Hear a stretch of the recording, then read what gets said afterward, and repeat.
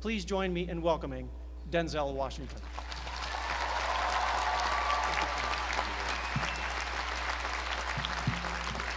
Thank you. Thank you very much. I am obviously the most unorganized. Everybody else has nice boxes to bring their script up in. I just kind of got it all messed up here and put it inside of a magazine. So in fact, I don't even have it in the right order. Wait a minute, let me get it in the right order here.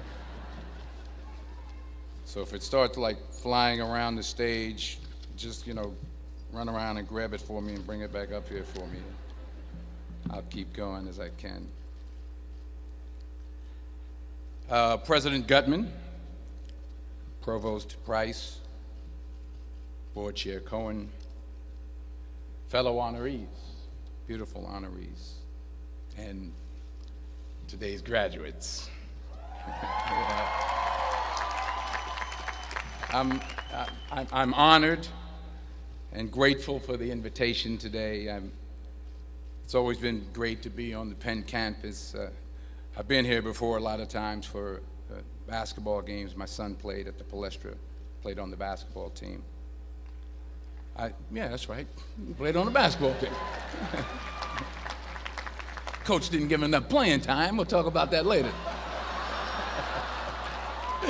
No, but I'm really pleased with the progress that Coach Allen has made, and no, I do. I am. I really am, and I hope him the best success in the future. And I always get a warm welcome when I come to Pennsylvania, when I come to Philadelphia, except on the few occasions where I wear my Yankee cap.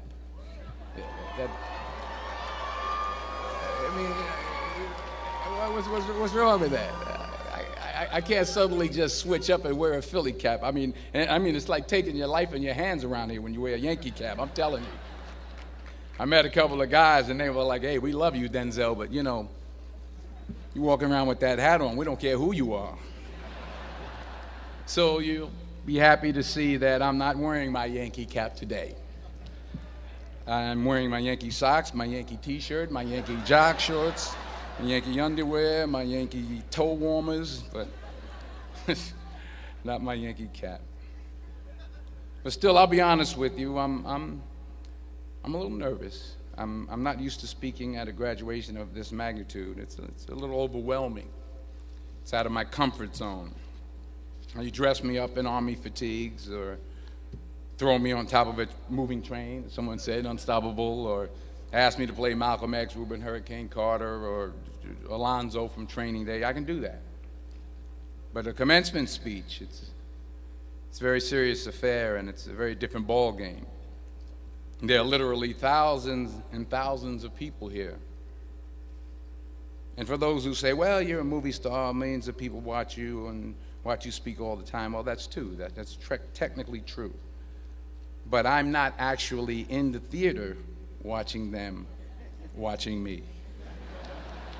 I think that makes sense. I mean, I'm not there when they call for a fidget around or pull out their iPhones or text their boyfriend or scratch their behinds or whatever it is they're doing in the movie theater. But from up here, I can see every single one of you. And that makes me uncomfortable. So please, don't pull out your iPhones and don't text your boyfriend until after I'm done. Please. If you have to scratch your behind, I understand. Go ahead. I was thinking about this speech, what I should say. I figured the best way to keep your attention would be to talk about something, really like juicy Hollywood stuff. I thought I could talk about me and Russell Crowe getting in arguments on the set of American Gangster, but I said, no, you're a group of high-minded intellectuals, you're not interested in that. Or maybe not. I thought about a private moment I had backstage with Angelina Jolie in a dressing room after the Oscars. But I said, no, I don't think so. This is an Ivy League school, and Angelina Jolie half naked in a dressing room. Who wants to hear about that? No one. No one. This is pen. That stuff would never go over well over here. Maybe at Drexel, but not over here.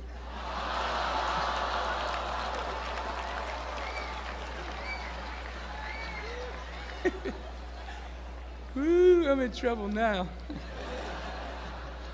So I was back to square one, feeling the pressure. So now you're probably thinking, if it was going to be this difficult, this much pressure, why did I even accept today's invitation in the first place? Well, you know, my son goes here, that's number one. That's a good reason. And I always like to check to see how my money's being spent. And I'm sure there's some parents out there who can relate to what I'm talking about. Yeah. To everybody upstairs. And there were some other good reasons for me to show up.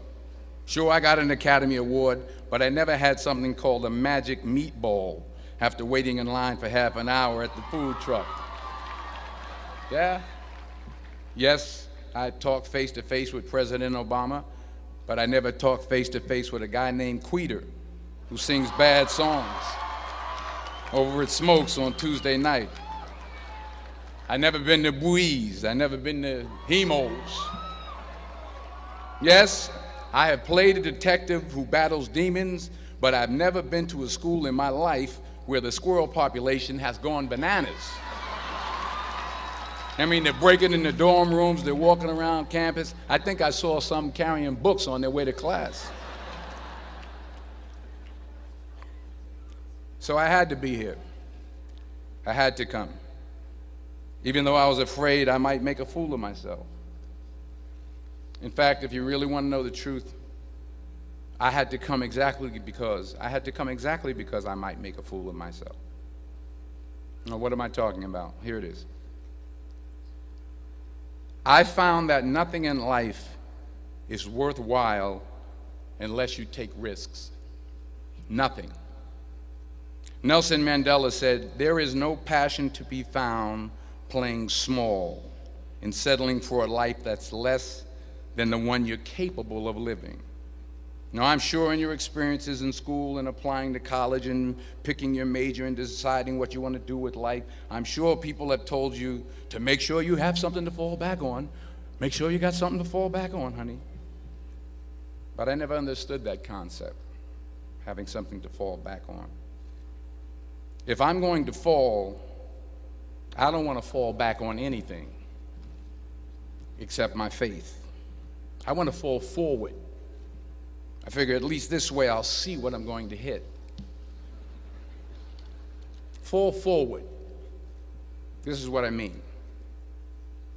Reggie Jackson struck out 2,600 times in his career, the most in the history of baseball. But you don't hear about the strikeouts. People remember the home runs.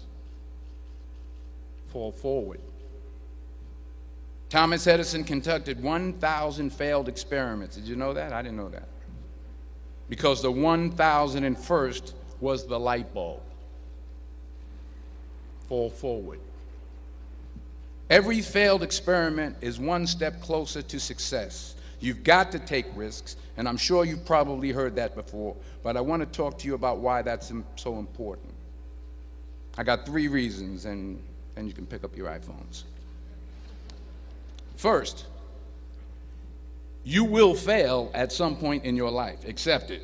You will lose. You will embarrass yourself. You will suck at something. There's no doubt about it. And I know that's probably not a traditional message for a graduation ceremony, but hey, I'm telling you, embrace it, because it's inevitable. And I should know. In the acting business, you fail all the time. Early on in my career, I auditioned for a part in a Broadway musical. Perfect role for me, I thought, except for the fact that I can't sing. So I'm in the wings, I'm about to go on stage, but the guy in front of me, he's singing like Pavarotti. He's just, and he's just going on and on and on, and I'm just shrinking, I'm getting smaller and smaller. So they say, "Oh, thank you very much, and you'll be hearing from us."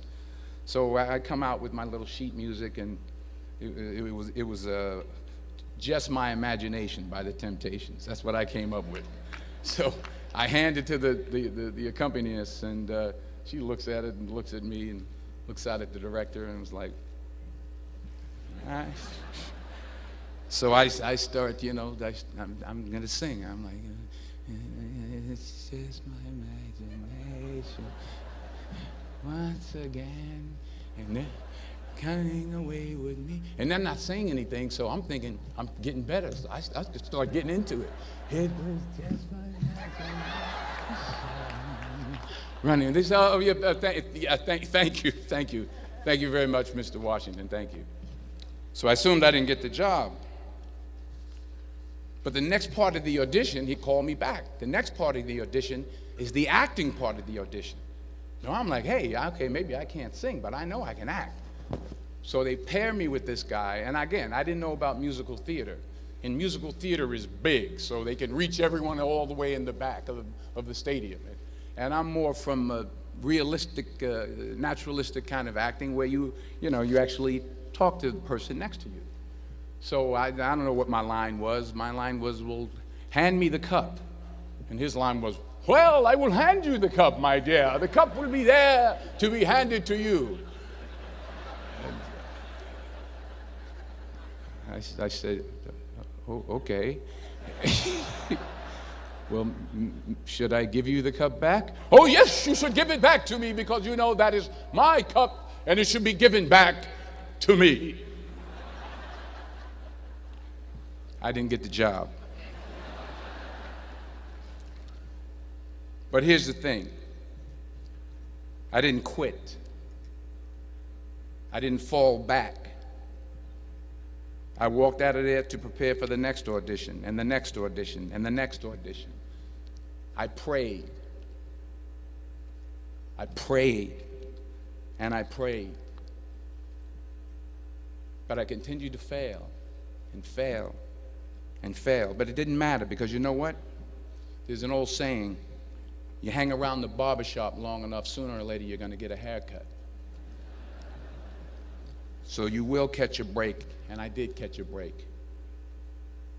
Last year, I did a play called Fences on Broadway. Someone talked about it. Won the Tony Award. And I didn't have to sing, by the way. But here's the kicker. It was at the Court Theater. It was at the same theater that I failed that first audition 30 years prior. The point is, and I'll pick up the pace, the point is every graduate here today has the training and the talent to succeed. But do you have the guts to fail? Here's my second point about failure. If you don't fail, you're not even trying. I'll say it again. If you don't fail, you're not even trying. My wife told me this great expression. To get something you never had, you have to do something you never did. Les Brown's a motivational speaker. He made an analogy about this. He says, imagine you're on your deathbed, and standing around your deathbed are the ghosts representing your unfulfilled potential. The ghost of the ideas you never acted on. The ghost of the talents you didn't use. And they're standing around your bed, angry, disappointed, and upset. They say, we came to you because you could have brought us to life, they say. And now we have to go to the grave together. So I ask you today, how many ghosts are going to be around your bed when your time comes?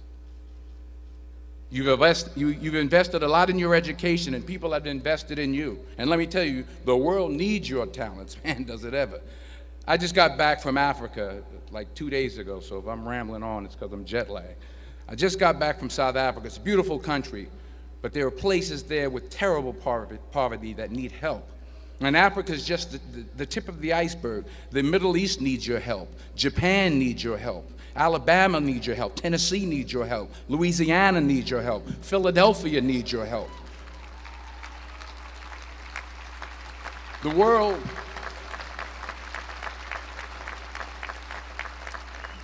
world needs a lot, and we need it from you.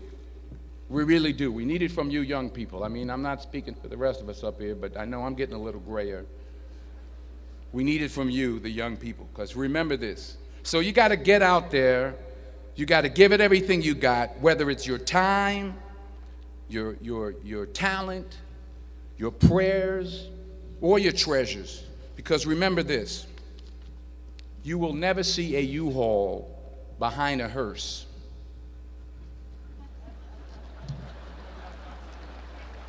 I'll say it again. You will never see a U-Haul behind a hearse. You can't take it with you. The Egyptians tried it, and all they got was robbed. So the question is, what are you going to do with what you have? I'm not talking about how much you have. Some of you are business majors. Some of you are theologians, nurses, sociologists. Some of you have money. Some of you have patience. Some of you have kindness. Some of you have love. Some of you have the gift of long suffering. Whatever it is, whatever your gift is, what are you going to do with what you have? All right, now here's my last point about failure.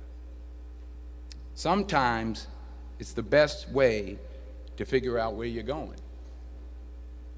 Your life will never be a straight path. I began at Fordham University as a pre-med student. I took a course called cardiac morphogenesis. I still can't say it.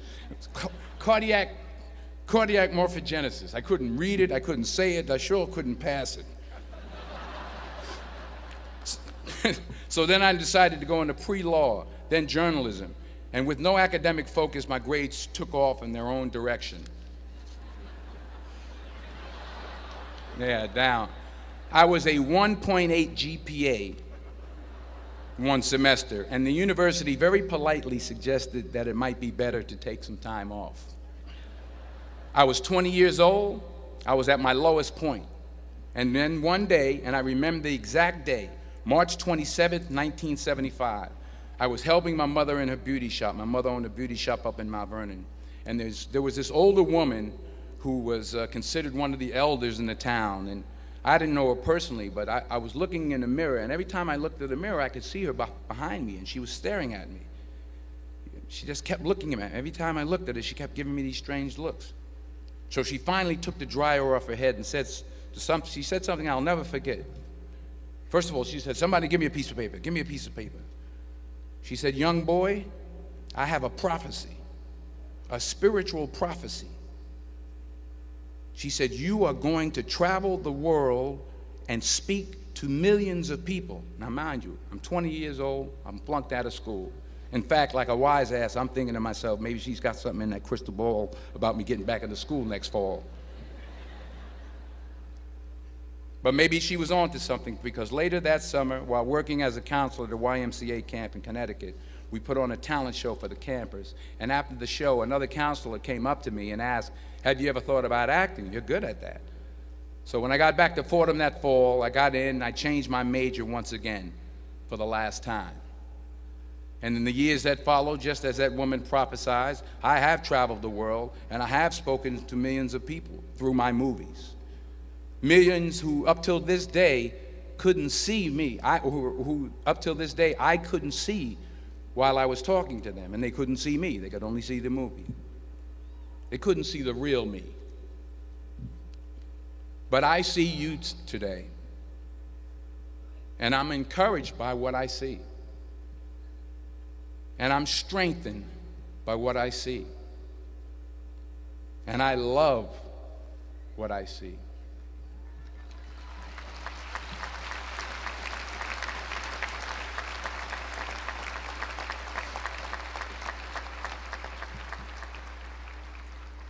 One more page, and I'll shut up.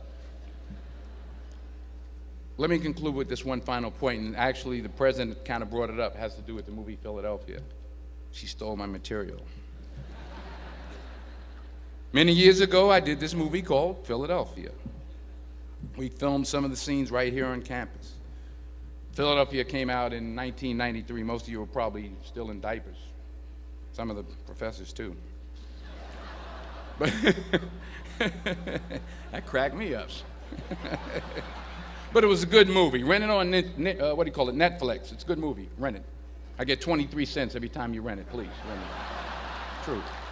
Parents up there, rent it. Netflix, please. Tell your friends too. It's about a man played by Tom Hanks who's fired from his law firm because he has AIDS. He wants to sue the firm, but no one's willing to represent him until a homophobic ambulance chaser lawyer, played by yours truly, takes on the case. In a way, if you watch the movie, you'll see everything I'm talking about today. You'll see what I mean about taking risk or being willing to fail. Because taking risk is not just about going for a job. It's also about knowing what you know and what you don't know. It's about being open to people and to ideas.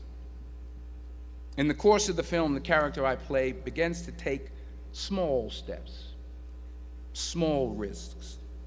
He very, very, very slowly begins to overcome his fears.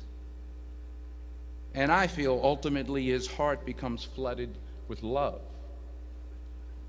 And I can't think of a better message as we send you off today. To not only take risks, but to be open to life, to accept new views, and to be open to new opinions, to be willing to speak at a commencement at one of the best universities in the country, even though you're scared stiff. While it may be frightening, it will also be rewarding. Because the chances you take, the people you meet, the people you love, the faith that you have, that's what's going to define you. So members of the class of 2011, this is your mission. When you leave the friendly confines of Philly, never be discouraged, never hold back, give everything you got. And when you fall throughout life, and maybe even tonight after a few many glasses of champagne, remember this: fall forward. Congratulations. I love you. God bless you. I respect you.